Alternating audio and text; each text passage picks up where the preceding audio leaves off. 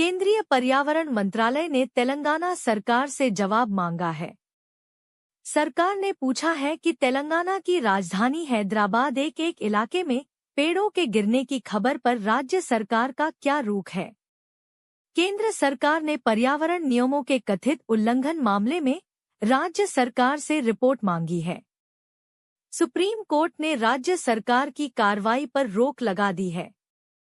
16 मई को शीर्ष अदालत में सुनवाई होगी। तेलंगाना के गाचीबोवली जंगल में पेड़ों की कटाई पर केंद्र ने तेलंगाना सरकार से रिपोर्ट मांगी है। पर्यावरण मंत्री भूपेंद्र यादव ने बृहस्पतिवार को कहा कि केंद्र ने तेलंगाना की कांग्रेस सरकार को नोटिस भेजा है। सरकार से हैदराबाद विश्वविद्यालय परिसर के पास कांचा गाचीबोवली वन क्षेत्र में 400 एकड़ जमीन पर पेड़ों की कथित कटाई के संबंध में तथ्यात्मक रिपोर्ट मांगी गई है। संसद के बजट सत्र के दौरान राज्यसभा में एक सवाल के जवाब में ये जानकारी सामने आई। सुप्रीम कोर्ट ने अगले आदेश तक रोक लगाई।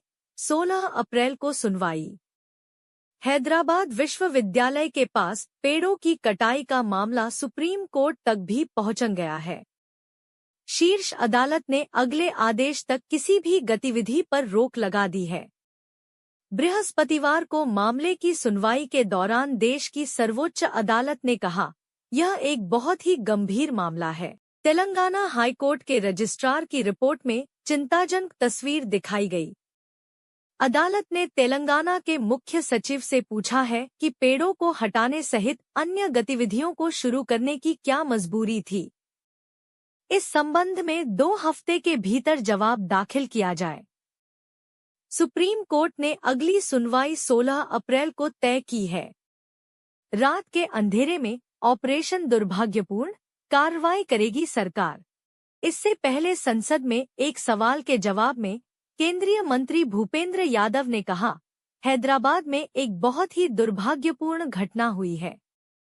मैं यह समझने में विफल हूं कि राज्य सरकार को पेड़ों और हरित क्षेत्र से किस तरह की दुश्मनी है कि उन्हें रात के अंधेरे में ऑपरेशन करना पड़ रहा है।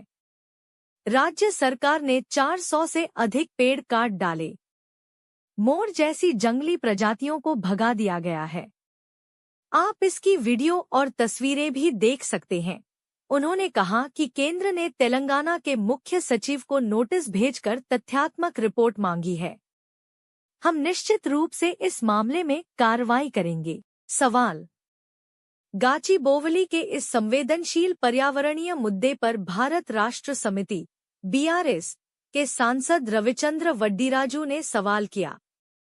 उन्होंने पूछा कि तेलंगाना सरकार पेड़ों की कटाई करा रही है, ऐसे में हरित क्षेत्र को सुरक्षित रखने के केंद्र सरकार क्या कदम उठा रही है। ये आवाज है उन हजारों मोरों की जिनका घर उजाड़ा जा रहा है। हैदराबाद के लंग्स कहे जाने वाले कंची गाचीबोवली 400 एकड़ फॉरेस्ट लैंड को JCB से हटाया जा रहा है।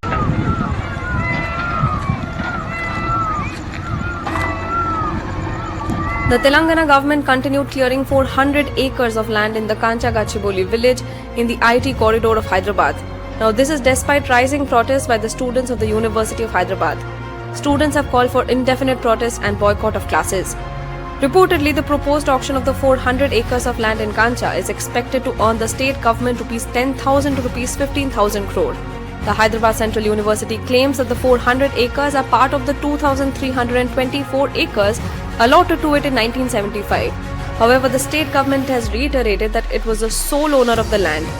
The government wants to build world-class infrastructure, IT parks and develop urban living space in the area. Environmentalists argue that the land is an ecologically sensitive zone. They claim it is home to over 455